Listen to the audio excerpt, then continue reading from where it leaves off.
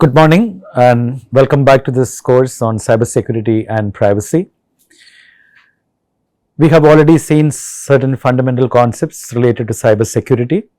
We haven't entered the domain of privacy, information privacy yet, but cybersecurity as a management and governance issue is what we have been discussing and trying to understand both from a conceptual as well as from a practical point of view. So, we have seen how organizations, unless they have a management approach and management planning built in as part of the organizational process, how the business can be struck down or the business can be shaken and sometimes go bankrupt if cybersecurity is not given due importance. And therefore, this topic become extremely important to go forward. So, in the last session we discussed planning, planning that is required for managing things. So, we know that that is fundamental. To manage anything, you need planning. You can do things without planning and you know how inefficient it is. So, particularly in cybersecurity, when the environment is extremely fluid and changing and increasingly threatening, especially if you have a large number of cyber assets in your organization, then it becomes a critical topic. So, cybersecurity requires planning, and any planning requires some sort of reference to start with. How do you prioritize cybersecurity? How important it is? If I do all the planning, is the organization committed to it? Would they be willing to provide resources for cybersecurity?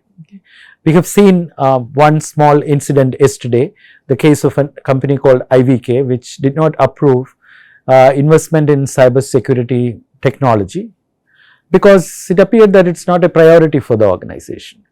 So, it is important for managers to know how important cybersecurity is as a priority area, and do the people in the top management recognize cybersecurity and its importance, or what is the position? Is it really informed position, or is it some sort of arbitrary positions that the organizational top management has taken? So, all these are important questions when we come to cybersecurity management.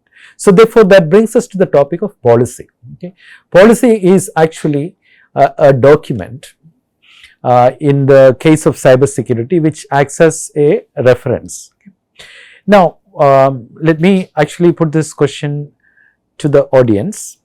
When you hear this term policy, what comes to your mind? What's your thought when you think of policy in a very general sense? Okay, use three terms: rules, regulation, and norms. Okay, yeah. So these three are different. Particularly, rule is a generic term, but regulation and norms are different. There is something called social norm. For example, come well dressed. Come dressed at least. So that is a norm. You can actually decide to dress the way you want or dress or not. It's all up to the individual. But why do you come? Why do you try to come well dressed in the class? There is no rule written anywhere. There is no regulation as such. Nobody can take you to court if you dress in a whichever way. There is no such thing as regulation, but it's a norm. It's a social norm. So what is an acceptable norm? So that is one aspect by which the society functions. Largely the society functions based on norms, social norms. You do things because there are others, and there are expectations from the society. The other thing is the law. Law is, or regulation is something that is legally enforceable. If somebody violates that particular rule which is part of a regulation, somebody can take you to court. Okay. So that is the point. So is a policy a regulation? If it is legally enforceable, then it is a regulation, otherwise not. Okay. When I shared the course outline with you, okay, did you notice a term called policies? If you read it thoroughly, there is a section called policies. Okay. So policy is something which shows you what will be the position of the instructor on certain important topics related to the course. For example, plagiarism, okay, or examinations. So malpractices, there are strict positions the institute has taken, and it is a reflection of what is the institute's position on the conduct of the code of conduct, of students. That is a policy, meaning a policy applies to everyone. A policy is to ensure something collectively, not for specific individual. It is in the collective interest. For example, if somebody copies, it is and it is okay if I say, okay, you can copy or you cannot copy. I am not fair, right? I am not being fair. It's about the fairness. Okay. So, and therefore you form policies in such a way that certain objectives of the course is met, and it gives some sort of balance or equity in the process of delivering the course. So a policy is such a document which an organization develops to ensure that the organization is able to attain its objectives, while ensuring that people are not affected or their personal space is preserved and it does not sort of affect others, or it is not imbalanced or unjust, etc. You have to actually take into consideration many aspects. We will go about that. So policy, we all agree that it's a binding document for everyone to follow, and it has certain objectives. Now, what is the objective of a policy? Okay, policy can either enable, policy can also disable. If a policy is not formed well, it can also disable an organization. You have already seen in the case of cybersecurity, there is an organization which does not have a policy at all. Okay, there is no document to refer to as to why should it be a priority, who has said it. Well, there is no document, there is no such thing as something that the organization has accepted and communicated well down to the members of the organization or in the hierarchy. Okay. So, let us move on. Well, these are just introductory motivational slides, like policy influences progress. Okay. So, there is something called IT industry in India, okay, which did not grow for several decades after independence. And when did the growth actually start?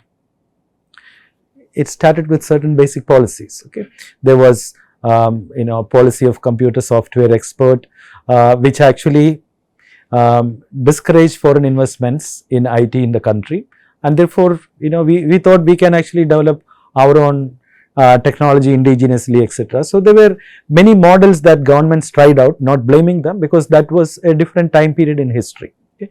So then you can see certain landmark regulations like software technology parks and economic liberalization, etc., are broad country level policies which encouraged an industry. In the absence of that policy, the industry may not have grown. See, you can see when did actually India's IT industry start growing? You can see that major change happening from during this period, right? That is when there was new economic policy and foreign investments in IT industry, IT exports, IT services exports all became possible because the policy allowed it. Okay. So, and then we are very proud of an industry today. It has come into being because of a change in policy, right? So, policy influences progress that is at a bigger scale or a big higher level at a country level. Policy can also influence behavior of organizations. Policy can also influence behavior of individuals. Okay, there are several studies on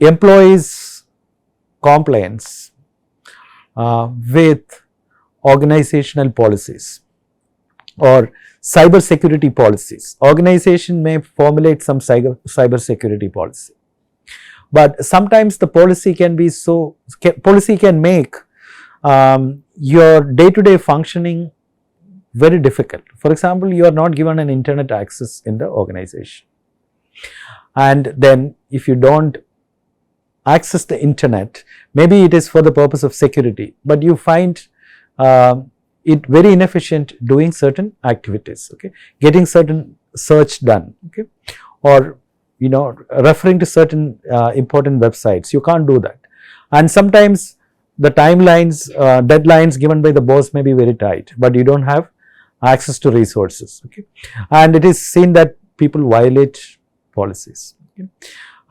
So, policy violation and policy compliance is a function of many things, and therefore, if the policy is not well framed, taking into consideration the objectives of the organization, if it hampers the objectives and make it very restrictive, then also it is not good for the organization. So, one thing is to protect, other thing is to progress, and this is the trade-off that we discussed already, that when you make your intrusion detection very active, then it affects your efficiency, or if the logging is turned on, it is good from a safety point of view, but inefficient from a functional point of view. Okay. So, I will show you the term of reference given by Government of India to Justice Sri Krishna Commission, who first framed our data protection, personal data protection bill. Okay.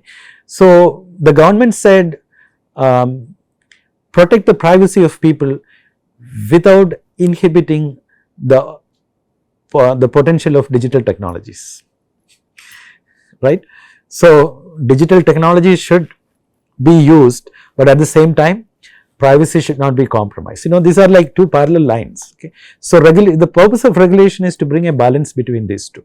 Whenever there are two parallel things, okay, or conflicting things, you need regulation to bring a balance. Okay. So, that is the so policy is embedded, of course, within regulation, because regulation is legally enforceable.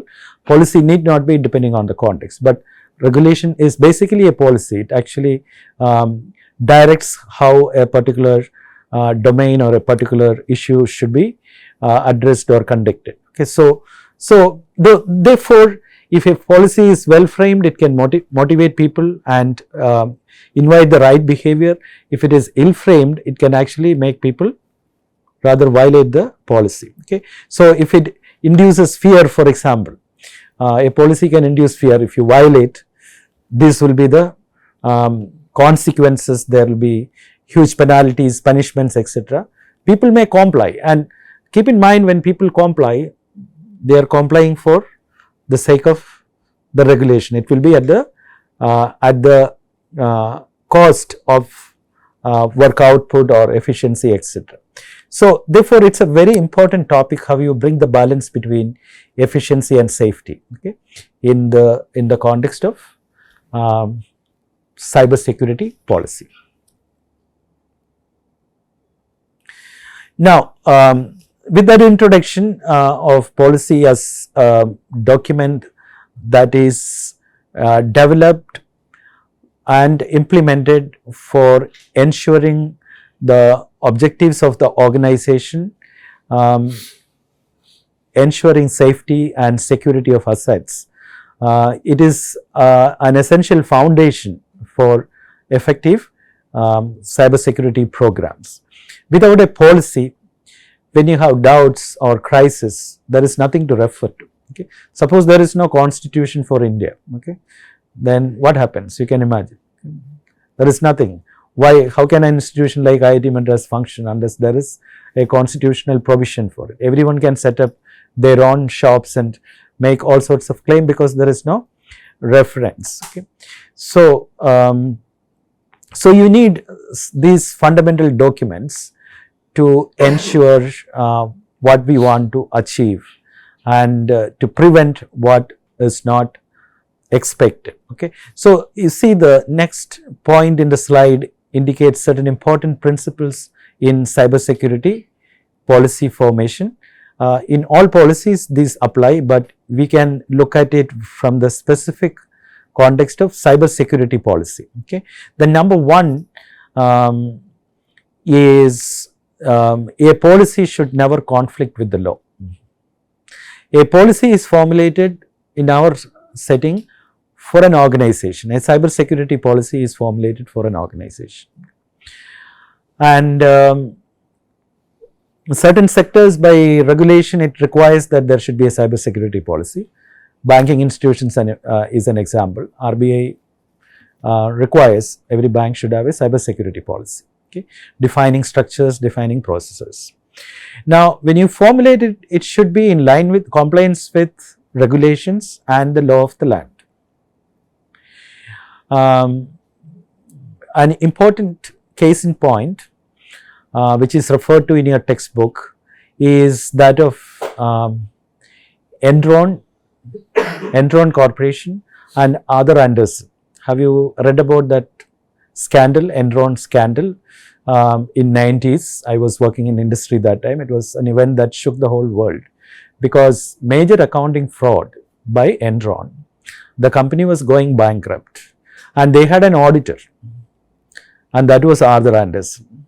So audit means, you audit and say the company is very healthy. So audit is going on and audit reports are produced and the company's work is going on, but actually the company is going to major fraud, okay, and scandal, and it was not detected or reported, and that is when the government woke up, okay, not only in the US but all over the world, okay, because a company can go bankrupt if there are no regulations or standards which are publicly available for people to scrutinize. Okay. So mandatory reportings, compliance with certain accounting standards, okay, Sarbanes-Oxley Act, all got, the regulation got stricter post that event. But during the incident, something happened. Okay. So of course, this went to court. So Enron and Arthur Andersen actually had to give their response to what happened. Okay. So Arthur Andersen wanted to wash their hands and say we are not responsible. Something happened when we audited, everything was fine, but what happened after that, you can always say, we found everything fine, it must have happened afterwards. So what Arthur Andersen did was it destroyed all documents of evidence which was related to the audit. Okay. For example, emails and documents. So then they framed a policy known as shredding policy. Shredding policy is at what frequency you destroy your documents. Okay. I think our institute has a shredding policy. The examination answer scripts need to be retained for 4 years, I believe, and after that it can be destroyed. So they periodically come to collect the answer scripts from us, and that is the shredding policy or retention policy. So Arthur Andersen framed an interesting policy known as any document need to be retained to the time till it is relevant. So that is a very, not an year, not a number, okay, till it is, who decide whether it is relevant or not. Once you make a qualitative statement, then it is subject to interpretation, who interprets it. Okay. So one can say, well, it is no more relevant, the audit is over, everything is fine. So actually they destroyed all evidence pertaining to the audit by framing a policy that a document can be shredded or destroyed after it is found not relevant. Okay. Now the point was, it was seen as a destruction of evidence because it was seen as a policy that is in conflict with the law. Okay. And today you see there are strict regulatory requirements to retain evidence, say in telecom and in several sectors, not qualitatively but specifically in terms of numbers which are measurable and which are without dispute. So when you form policies, it should be in compliance with the law. Okay. This is one example. I am citing another example which is at the bottom of the slide. That is, I think all over the world, child pornography is illegal by law in any country. Now, suppose you have access to internet in your organization and someone, say, is addicted, this is personality disorder, somebody is addicted to some form of pornography and these sites are accessed from the organization. Who is responsible? Is the employee responsible or the organization responsible? Yeah? Organization. Employee is not responsible. Both are responsible. Okay, individual is responsible understandably. But why should the organization be responsible? It is the individual who, say, internet connectivity is provided for accessing sites that are required for work. If somebody did something wrong, then that individual should be responsible. Why organization should be responsible? Yeah, but organization can say in the code that we have to let employees access internet for work. And if we stop that, work cannot be done. And if an employee accessed a site which is illegal, that is the employee's responsibility. We have to give internet access because that is required for work. Yeah. Any different opinion? Is organization liable or not liable? That is, why should they block? Because anyway it is understood it is against law and you are, even otherwise individually we are not supposed to access such sites. The national law actually, IT Act actually prevents to the best of my knowledge. So why should the organization care about it? It's at your individual risk you are doing it. Yeah, that's true, but the organization should take an effort from its side to block the sites. Yeah, so the point is, the organization can make a claim in the court that it is individual's fault if there is a policy. Based on what are you saying? Well, it is understood, it is there in the law. No. Do you have a policy which clearly suggests that the access to internet is for work and employees are not allowed to access any site which is prevented by law? That is a policy. There should be a clear policy statement. Then say, well, here is our policy and this individual has violated the policy, right? Then it becomes a stronger argument. Plus policy implementation. That one is to frame policy, other is policy should also be implemented. And the organization also has to take due care in implementing the policy. That is where your argument becomes valid. Well, block the sites which are not supposed to be accessed by law. Okay. Then your argument becomes more strong by saying that, well, we have done due diligence in our firewalls, these sites cannot be accessed. But the problem is there can still be sites which come up every day, you may not be updated, that some sites can still be bad sites which people access, but then you have policy. Okay. It becomes policy violation. So therefore, a policy, a cybersecurity policy should be in line with the law of the land, and it should have provision to, if you give internet resources or cyber resources to employees, the policy should ensure that it is used in accordance with the law of the land. That is organization's responsibility. Okay, that is one thing to keep in mind. Are we following the law? Do we have all the clauses to ensure that laws are not contradicted or confounded, as in the case of Enron, where they had a very convenient policy which is not acceptable. Okay.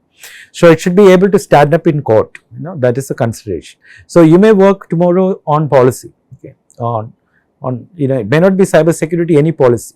A key principle is don't contradict the law, and it should stand up in the court tomorrow. So you should be aware of prevailing laws and regulations related to the topic, and it should be properly supported and administered. As we said, the firewall should actually not allow access to those sites, and policy should encourage, this is the negative side, and policy should actually encourage success of the organization or in attaining the objectives of the organization. So one thing can be to block access to internet, then how do you work? Okay. So you have to give access, or you have to tap the potential of digital technologies, as the government said, at the same time without compromising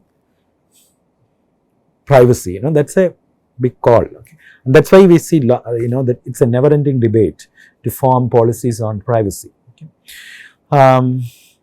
Right, and involve end users of information systems in policy formulation. Okay.